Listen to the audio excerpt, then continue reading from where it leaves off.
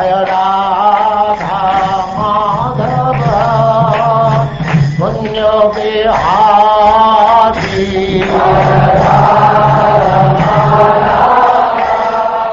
And now chapter 23, the song of the Avanti Brahman.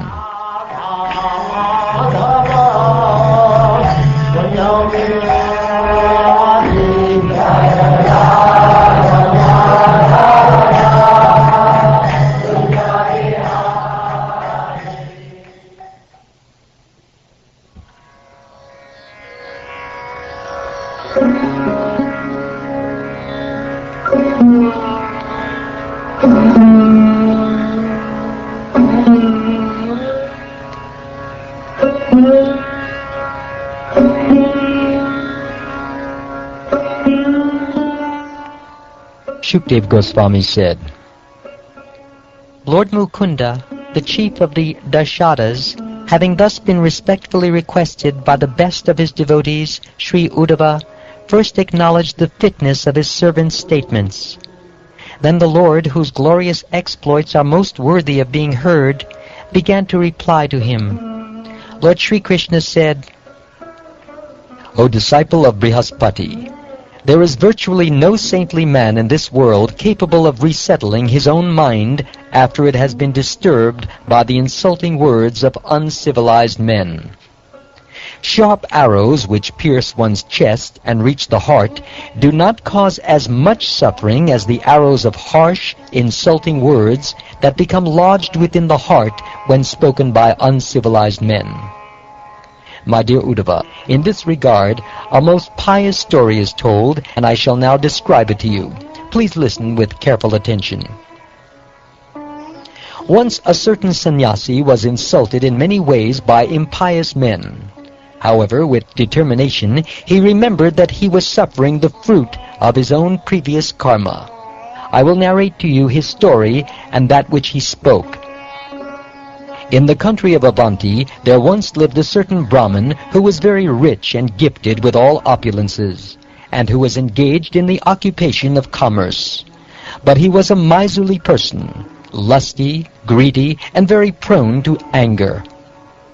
In his home, devoid of religiosity and lawful sense gratification, the family members and guests were never properly respected, even with words. He would not even allow sufficient gratification for his own body at the suitable times.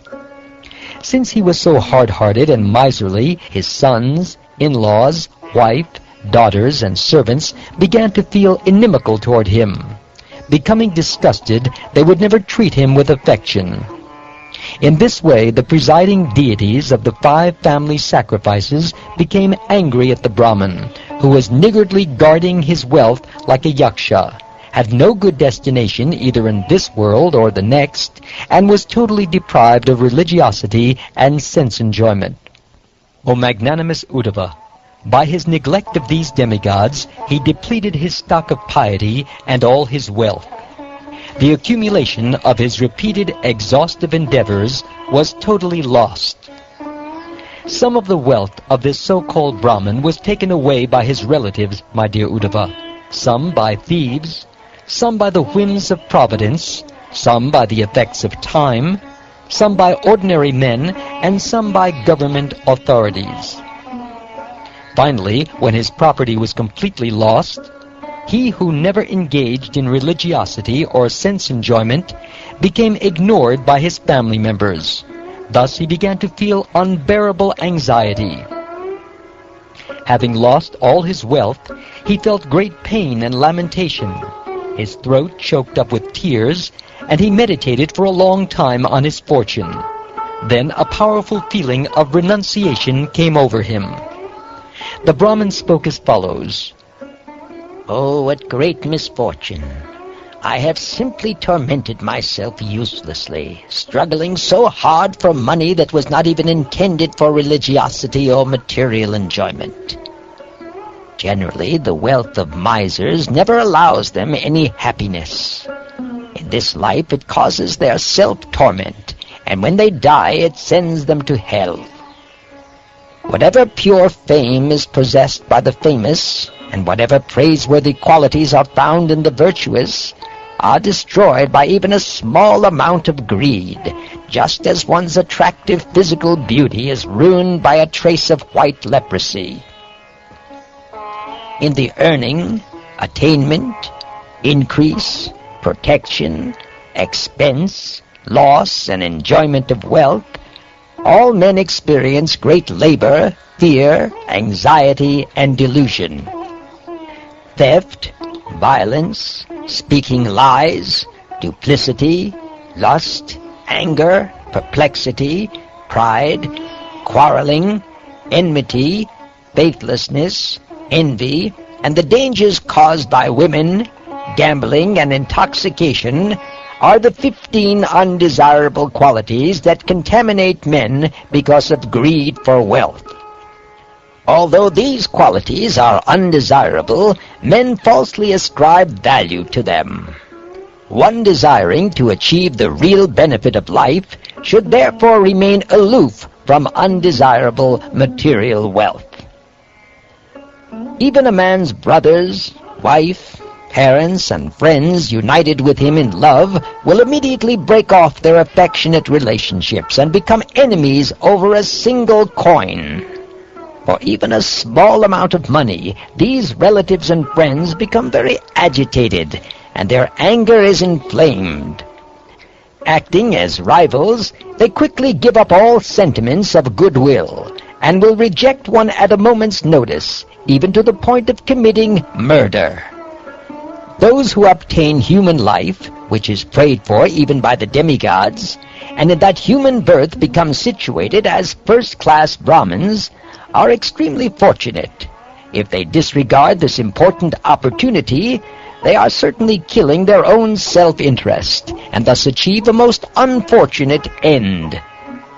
What mortal man, having achieved this human life, which is the very gateway to both heaven and liberation, would willingly become attached to that abode of worthlessness, material property? One who fails to distribute his wealth to the proper shareholders, the demigods, sages, forefathers, and ordinary living entities, as well as his immediate relatives, in-laws, and own self, is maintaining his wealth simply like a yaksha, and will fall down. Discriminating persons are able to utilize their money, youth, and strength to achieve perfection. But I have feverishly squandered these in the useless endeavor for further wealth. Now that I am an old man, what can I achieve? Why must an intelligent man suffer by his constant vain efforts to get wealth? Indeed, this whole world is most bewildered by someone's illusory potency.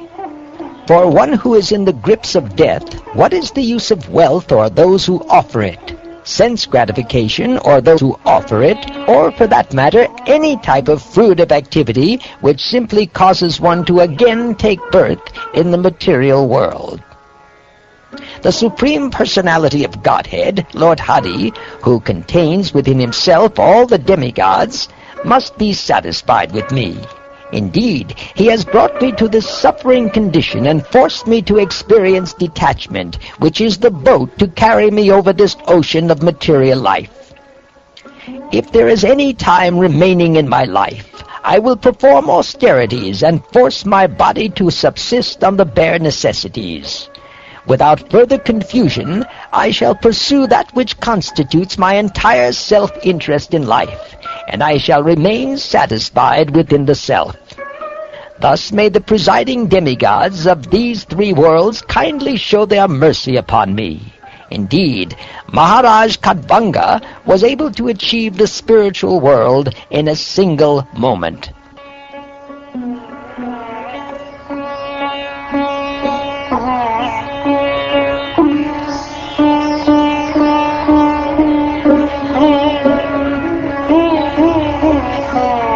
O Uddhava, his mind thus determined, that most excellent Avanti Brahman was able to untie the knots of desire within his heart.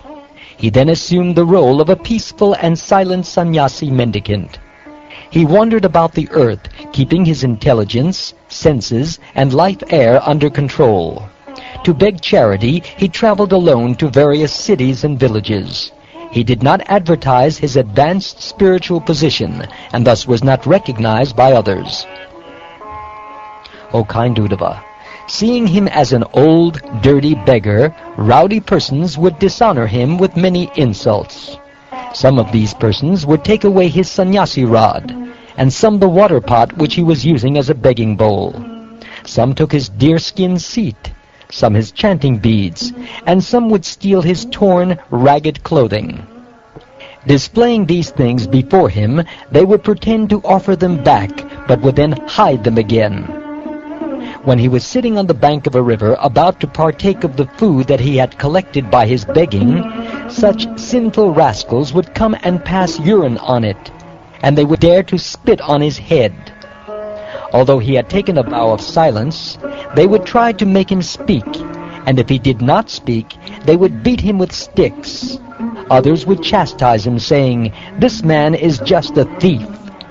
And others would bind him up with a rope, shouting, "Tie him up, tie him up." They would criticize and insult him, saying, "This man is just a hypocrite and a cheat. He makes a business of religion simply because he has lost all his wealth and his family threw him out." Some would ridicule him by saying, "Just see this greatly powerful sage. He is as steadfast as the Himalaya mountains. By practice of silence, he strives for his goal with great determination, just like a duck." Other persons would pass foul air upon him, and sometimes others would bind this twice-born Brahmin in chains and keep him captive like a pet animal. The Brahmin understood that all his suffering from other living beings, from the higher forces of nature, and from his own body was unavoidable, being allotted to him by providence. Even while being insulted by these low-class men who were trying to effect his downfall, he remained steady in his spiritual duties. Fixing his resolution in the mode of goodness, he began to chant the following song. The Brahmin said, "These people are not the cause of my happiness and distress. Neither are the demigods, my own body, the planets, my past work or time. Rather, it is the mind alone that causes happiness and distress, and perpetuates the rotation of material life. The powerful mind actuates the functions of the material modes, from which evolve the different kinds of material activities in the modes of goodness, ignorance, and passion. From the activities in each of these modes develop the corresponding statuses of life. Although present along with the struggling mind within the material body, the supersoul is not endeavoring because he is already endowed with transcendental enlightenment. Acting as my friend, he simply witnesses from his transcendental position. I, the infinitesimal spirit soul, on the other hand, have embraced this mind, which is the mirror reflecting the image of the material world. Thus I have become engaged in enjoying objects of desire, and am entangled due to contact with the modes of nature.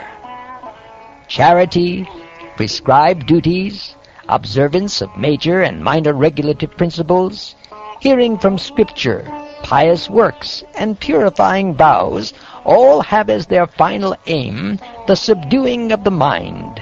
Indeed, concentration of the mind on the Supreme is the highest yoga. If one's mind is perfectly fixed and pacified, then tell me what need does one have to perform ritualistic charity and other pious rituals? And if one's mind remains uncontrolled, lost in ignorance, then of what use are these engagements for him? All the senses have been under the control of the mind since time immemorial, and the mind himself never comes under the sway of any other. He is stronger than the strongest, and his godlike power is fearsome. Therefore, anyone who can bring the mind under control becomes the master of all the senses. Failing to conquer this irrepressible enemy, the mind, whose urges are intolerable, and who torments the heart, many people are completely bewildered and create useless quarrel with others. Thus they conclude that other people are either their friends, their enemies, or parties indifferent to them. Persons who identify with this body, which is simply the product of the material mind, are blinded in their intelligence, thinking in terms of I and mine. Because of their illusion of this is I, but that is someone else, they wander in endless darkness. If you say that these people are the cause of my happiness and distress, then where is the place of the soul in such a conception? This happiness and distress pertain not to the soul, but to the interactions of material bodies. If someone bites his tongue with his own teeth, at whom can he become angry in his suffering? If you say that the demigods who rule the bodily senses cause suffering, still, how can such suffering apply to the spirit soul? This acting and being acted upon are merely interactions of the changeable senses and their presiding deities. When one limb of the body attacks another, with whom can the person in that body be angry? If the soul himself were the cause of happiness and distress, then we could not blame others, since happiness and distress would be simply the nature of the soul. According to this theory, nothing except the soul actually exists, and if we were to perceive something besides the soul, that would be illusion. Therefore, since happiness and distress do not actually exist in this concept, why become angry at oneself or others? And if we examine the hypothesis that the planets are the immediate cause of suffering and happiness, then also, where is the relationship with the soul who is eternal? After all, the effect of the planets applies only to things that have taken birth. Expert astrologers have moreover explained how the planets are only causing pain to each other. Therefore, since the living entity is distinct from these planets and from the material body, against whom should he vent his anger? Now, if we assume that fruitive work is the cause of happiness and distress, we still are not dealing with the soul. The idea of material work arises when there is a spiritual actor who is conscious and a material body that undergoes the transformation of happiness and distress as a reaction to such work. Since the body has no life, it cannot be the actual recipient of happiness and distress, nor can the soul, who is ultimately completely spiritual and aloof from the material body. Since karma thus has no ultimate basis in either the body or the soul, at whom can one become angry? If we accept time as the cause of happiness and distress, that experience still cannot apply to the spirit soul, since time is a manifestation of the Lord's spiritual potency, and the living entities are also expansions of the Lord's spiritual potency manifesting through time. Certainly a fire does not burn its own flames or sparks, nor does the cold harm its own snowflakes or hail. In fact, the spirit soul is transcendental and beyond the experience of material happiness and distress. At whom, therefore, should one become angry? The false ego gives shape to illusory material existence, and thus experiences material happiness and distress. The spirit soul, however, is transcendental to material nature. He can never actually be affected by material happiness and distress in any place, under any circumstance, or by the agency of any person. A person who understands this has nothing whatsoever to fear from the material creation. He thinks, I shall cross over the insurmountable ocean of nescience by being firmly fixed in the service of the lotus feet of Krishna. This was approved by the previous acharyas, who were fixed in firm devotion to the Lord, Paramatma, the Supreme Personality of Godhead.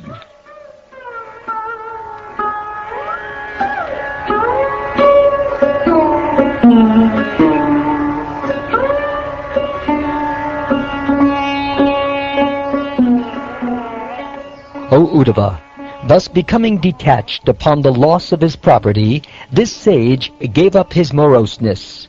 He left home, taking sannyas, and began to travel about the earth.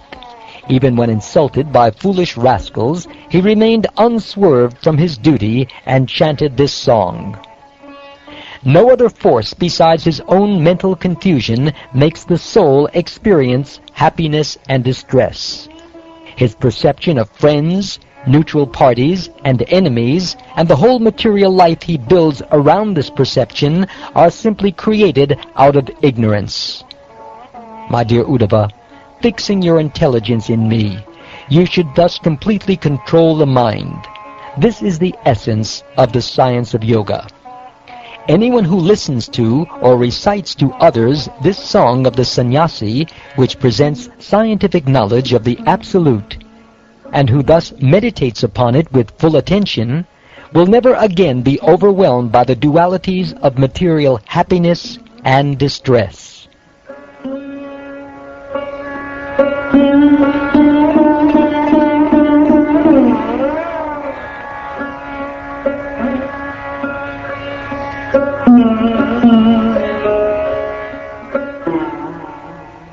Thus ends the 23rd chapter of the 11th canto of the Śrīmad-Bhāgavatam, entitled The Song of the Avanti Brahman.